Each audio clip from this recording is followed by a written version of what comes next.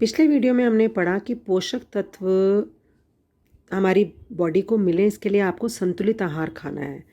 तो जो लोग इस बारे में, आपने डाइटिशियंस का नाम सुना है ना, न्यूट्रिशनिस्ट्स होते हैं जो, वो क्या करते हैं, उनको हम कहते हैं पोषणविद। इस क्षेत्र में काम करने वाले पेशेवर लोग जो, उनको कहते हैं पोषणविद, जो आपको सलाह देते हैं कि आपको कैसा खाना खाना चाहिए जिससे सारे पोषक तत्व आपकी बॉडी में चले जाएं, आप संतुलित भोजन कैसे खा सकते हैं। और एक आपका एक नाम है क्लिनिकल न्यूट्रिशन, यानी कि बीमारी जब आपको आती है, क्लिनिकल न्यूट्रिशन का मतलब है जब बीमारी आपको आती तो उस वक्त आपको कैसा भोजन खाना चाहिए। मैंने आपको बताया था बीमारी के टाइम पे आपके पोषक तत्व खराब हो जाते हैं, टूटते हैं, और दूसरी तरफ बीमारी से ठीक होने के लिए भी ज़्यादा पोषक तत्व खाने चाहिए। तो क्लिनिकल न्यूट्रिशन, क्लिनिकल पोषण एक ऐसी स्टडी है जो आपको बीमारी के टाइम पे क्या खाना खाना है इसके बारे में वो हमें बताते हैं। आगे चलते हैं।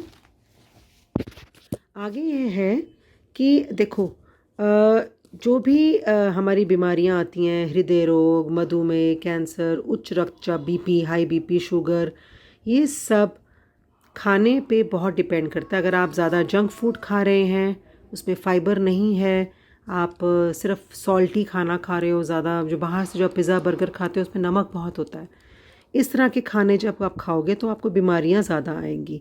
और अगर आप सब्जियां, घर की बनी हुई हरी सब्जियां, फाइबर, हरी सब्जियां खा रहे हो, फल खा रहे हो, तो आप अपने आप को बेहतर महसूस करोगे।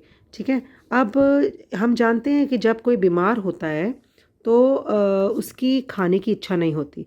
तो कोई व्यक्ति क्या और कितना खाता है, ये केवल रुचि या स्वाद पर नहीं, बल्कि कितना भोजन उसको मिल रहा है उस पर भी निर्भर करता है।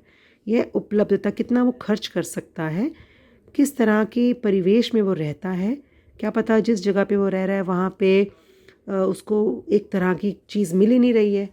ठीक है ना। अब देखो, जैसे आयोडीन है नमक के अंदर, ये आपको ऐसे क्षेत्रों में ज़्यादा मिलेगा जो समुद्र के किनारे हैं। लेकिन अगर आप ऐसे क्षेत्रों में चले जाओ जहाँ समुद्र नहीं है, वहाँ पे आपको आयोडीन की कमी हो सकती है। तो आपकी संस्कृति क्या है, आदमी की, जो जिस बंदे के बारे में बात हो रही है, उसका धर्म कैसा है। हमारे इंडियन सोसाइटी में बहुत ज़्यादा रिलीजन को इम्पोर्टेंस दी जाती है। जैसे फास्ट के दौरान ये नहीं खाना, वो नहीं खाना, ट्यूसडे को एग नहीं खाना, मीट नहीं खाना, जैन लोग प्याज नहीं खाते, लहसुन नहीं खाते, व्रत में कुछ पानी, जैसे आप करवा चौथ का व्रत है, पानी नहीं पीना। तो बहुत सारी चीज़ें हमारे खाने को, हमारी पोषण की स्थिति को असर डालती हैं। ठीक है। अब अच्छा स्वास्थ्य और पोषण कैसे सहायक और लाभप्रद होता है, आप देखो कि जो आपने आसपास देखोगे तो आपको पता चलेगा कि जो अच्छे स्वास्थ्य वाले लोग होते हैं ना, आप देखो उनको, वो ज़्यादा हैप्पी रहते हैं। ठीक है। मतलब दे आर हैप्पी। जो अच्छे का अच्छा स्वास्थ्य होगा वो हैप्पी रहेगा, अपनी ज़रूरत से ज़्यादा अधिक कार्य कर सकते हैं। स्वस्थ माता पिता अपने बच्चों की अच्छी देखभाल कर सकते हैं, और स्वस्थ बच्चे फिर खुश रहते हैं और पढ़ाई में अच्छा परिणाम देते हैं। इस प्रकार जब कोई स्वस्थ होता है तब वह अपने लिए अधिक रचनाशील, आप ज़्यादा काम कर सकते हो। आपको बताओ, नाक बंद रहेगा, खांसी आ रही है, बुखार है, हर वक्त पेट में दर्द होता तो पढ़ सकते हो। ये सब आपकी हेल्थ पे डिपेंड करता है। अगर कोई व्यक्ति भूखा और कुपोषण का शिकार है तो उसका स्वास्थ्य कभी अच्छा नहीं हो सकता और समाज का उत्पादक और एक सहयोगी सदस्य नहीं बन सकता। How do good health and nutrition help? See, you will notice that people in good health are generally in a happier frame of mind and are more productive than others. Healthy parents are able to take adequate care of their children, and healthy children are generally happy and do well in school.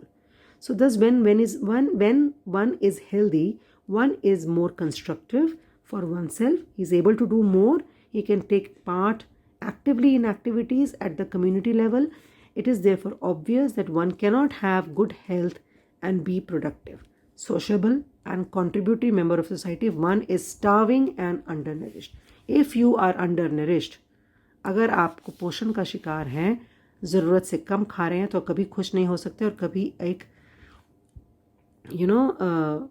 समाज की help नहीं कर सकते। तो productivity जो होती है वो कैसे बढ़ती है, किससे बढ़ती है? खाना खाने से, अच्छा न्यूट्रिशन लेने से, पॉजिटिव हेल्थ होने से, अपनी साफ़ सफाई रखने से, access to services and facilities, मतलब आपके पहुंच में होनी चाहिए मेडिकल फैसिलिटीज़। कोई बीमारी है तो आपका इलाज फटाफट हो जाना चाहिए। आपकी एजुकेशन बहुत ज़रूरी है और स्किल भी बहुत ज़रूरी है। खाना बनाना आना चाहिए आपको, ठीक है? आपको पता होना चाहिए कौन सा खाना बनाने से मेरे को कौन सा पोषक तत्व मिलेगा।